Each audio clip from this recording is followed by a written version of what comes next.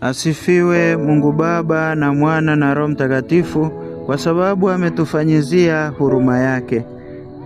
Ndugu zangu, karibuni katika tafakari ya neno la Mungu. Leo ikiwa ni Dominika ya kwanza baada ya Pentekoste.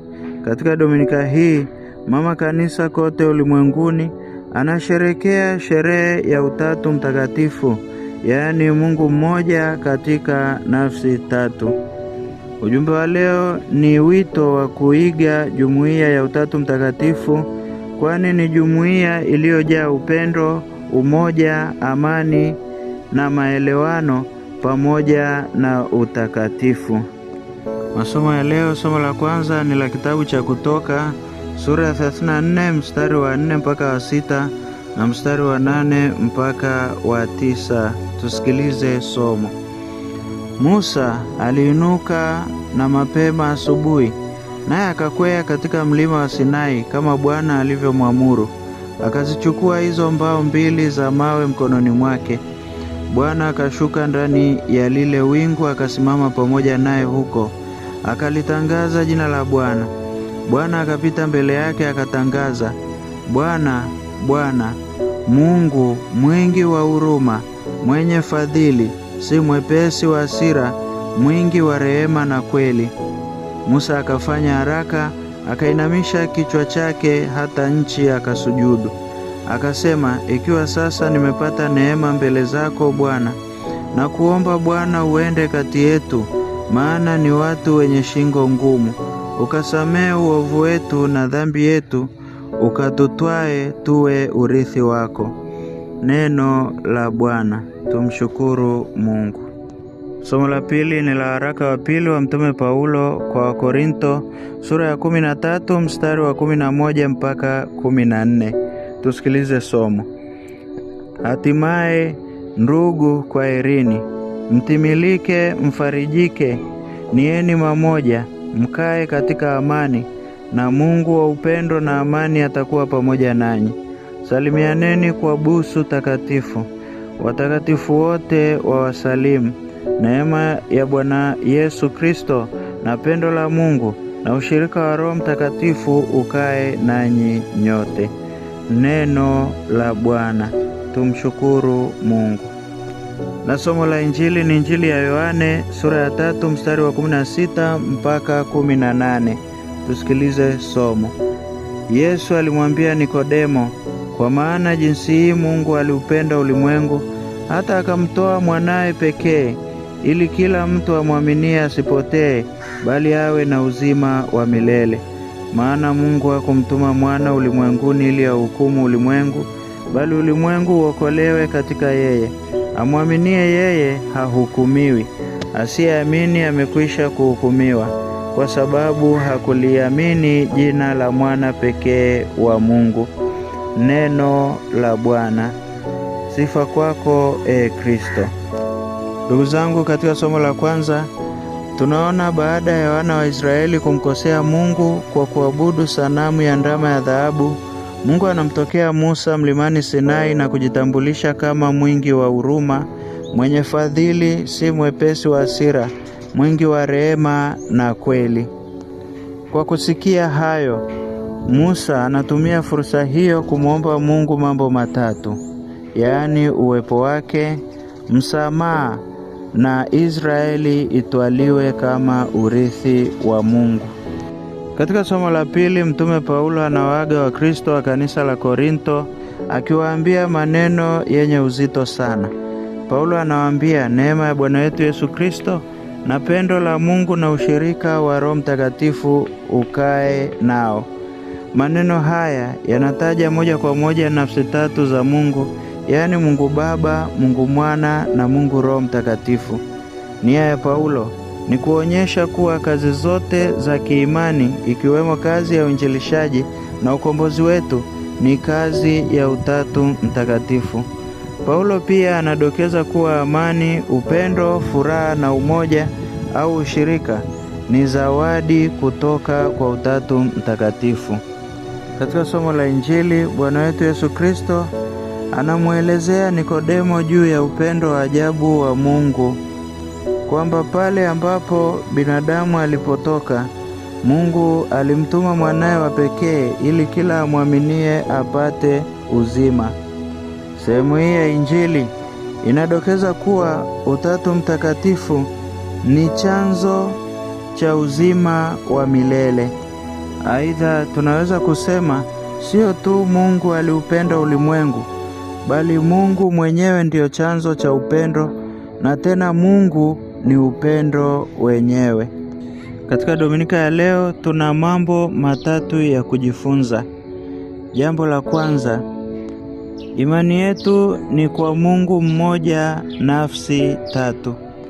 Ndugu zangu, tangu enzi za Agano la Kale, Mungu wetu amependa kujifunua kwetu kama Mungu mmoja katika nafsi tatu.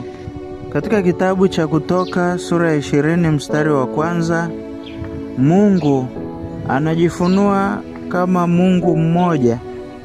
Tena Mungu ametuamuru kumwabudu yeye peke yake na tusiwaabudu miungu wengine. Aidha, katika kitabu cha Kumbukumbu la Torati sura ya 6 mstari wa 4, Mungu anajitambulisha moja kwa moja kuwa yeye ni mmoja. Inasema, sikiliza Israeli, Bwana Mungu wetu, Bwana ndiye mmoja. Hivyo ndugu zangu, leo tunapomsherehekea Mungu, tunaalikwa kuimarisha imani yetu kwa Mungu mmoja tu, ambaye kwa huruma na upendo wake amejifunua kwetu kama Mungu mmoja. Dhana hii ya Mungu mmoja katika nafsi tatu inaonekana pia katika kitabu cha Mwanzo sura ya 1 mstari wa 26, pale Mungu anaposema na tumfanye mtu kwa sura na mfano wetu, ambayo inatafsiriwa kuwa ni Mungu Baba alikuwa akiongea na Mungu Mwana na Mungu Roho Mtakatifu kabla ya kumuumba mwanadamu. Katika kitabu cha Mwanzo sura ya 18 mstari wa 2, tunaona pia viashiria vya nafsi tatu za Mungu pale Mungu anapomtembelea Ibrahimu kwa muonekano wa watu watatu. Katika kitabu cha Nabii Isaya sura ya 6 mstari wa 3, malaika wanaomzunguka Mungu wanasikika wakimsifu wakisema, mtakatifu, mtakatifu, mtakatifu, yaani mara tatu. Swali ni kwa nini mara tatu? Ambapo inatafsiriwa kuwa mtakatifu ya kwanza ni ya Mungu Baba, mtakatifu ya pili ni ya Mungu Mwana, na mtakatifu ya tatu ni ya Mungu Roho Mtakatifu. Katika Agano Jipya, mang'amuzi ya Utatu Mtakatifu yanakuwa zaidi, yaani Utatu Mtakatifu unajifunua zaidi kwetu. Katika Injili ya Luka sura ya 1 mstari wa 26 hadi wa 38, tunaona maamkio ya malaika kwa Bikira Maria. Malaika anamwambia, utamzaa mwana, Roho Mtakatifu atakushukia na uwezo wake Mungu utakuwa juu yako. Hivyo tunaona malaika akitaja nafsi tatu za Mungu. Katika ubatizo wa Yesu, Injili ya Mathayo sura ya 3 mstari wa 16, tunaona Mungu Mwana akibatizwa, Mungu Roho Mtakatifu anashuka na sauti ya Mungu Baba pia ikasikika. Yesu pia anawaagiza wafuasi wake kuenenda ulimwenguni kote, wakiwafanya watu kuwa wafuasi wake, huku wakiwabatiza kwa jina la Baba na la Mwana na la Roho Mtakatifu. Rejea Injili ya Mathayo sura ya 28 mstari wa 19. Katika Injili ya Yohane sura ya 14 mstari wa 16, Yesu Kristo anatoa ahadi kwa wafuasi wake kwamba atamsihi Baba amtume Roho Mtakatifu kama msaidizi kwao. Hivyo ndugu zangu, tunaona imani yetu na yale yote tunayoyafanya kiimani yamejengeka kutoka kwa Utatu Mtakatifu, au kama Katekisimu ya Kanisa Katoliki inavyosema, fumbo la Utatu Mtakatifu ndilo fumbo kuu la imani na la maisha ya Kikristo ndilo fumbo la maisha ya ndani ya Mungu ambalo ni chemichemi ya mafumbo mengine yote ya imani. Rejea Katekisimu ya Kanisa Katoliki namba 234.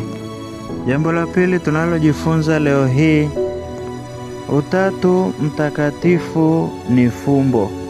Ndugu zangu, pamoja na Mungu tokea Agano la Kale kujifunua kwetu, yeye Mungu au Utatu Mtakatifu, yaani Mungu mmoja katika nafsi tatu, ameendelea kuwa fumbo kwetu. Katika hili Mtakatifu Agustino anasema, kama umeelewa basi ulichokielewa sio Mungu. Mtakatifu Toma wa Aquino anasema, chochote tunachoweza kukifahamu kuhusu Mungu ni sehemu ndogo sana ya yeye alivyo. Tena Mtakatifu Toma wa Aquino anaongezea, kiini cha Mungu kinabaki kufichika milele kwetu wanadamu. Kitu tunachoweza tu kukijua kumhusu Mungu katika maisha yote ni kuwa Mungu amepita, au Mungu ni zaidi ya vyote tunavyoweza kufikiria kumhusu yeye. Hivyo ndugu zangu, katika maisha yetu Mungu ameendelea kuwa Mungu aliyejifunua kwetu, lakini pia fumbo kwa pamoja. Mungu ameendelea kuwa fumbo kwetu kwa sababu akili zetu ni finyu na hivyo zinakosa uwezo wa kumwelewa Mungu katika ukamilifu wake. Tunachoweza kukielewa ni kile kidogo tu ambacho yeye amependa kutufunulia. Jambo la mwisho tunalojifunza ni kwamba hatupo yatima. Ndugu zangu, katika maisha yetu tunaalikwa daima kutambua kuwa tupo na Mungu siku zote. Mungu ameendelea kuwa na mwanadamu tangu kuumbwa kwa ulimwengu mpaka leo hii. Tunapokuwa katika changamoto mbalimbali, magumu na hali ya kukatisha tamaa, tutambue kuwa Mungu yupo kati yetu. Katika taabu zetu, tukumbuke tunaye Mungu Baba mwenye nguvu na aliyetuumba ili tumjue, tumpende, tumtumikie na baada ya maisha haya tufike kwake mbinguni kuungana naye. Tunaye Mungu Mwana aliyetukomboa kutoka utumwa wa dhambi na kuturudisha katika uhuru wa wana wa Mungu. Tunaye Mungu Roho Mtakatifu anayetuangazia akili zetu, anayetukumbusha na kutufundisha yote ambayo Yesu alitufundisha. Roho Mtakatifu pia anatupatia zawadi zake za mapaji 7 ya hekima, akili, shauri, nguvu, elimu, ibada na uchaji wa Mungu, ili tuweze kuishi imani yetu vizuri na tuweze kumwabudu Mungu vizuri na hatimaye kuunganika na Utatu Mtakatifu kwa umilele wote. Asifiwe Mungu Baba na Mwana na Roho Mtakatifu, kwa sababu ametufanyizia huruma yake.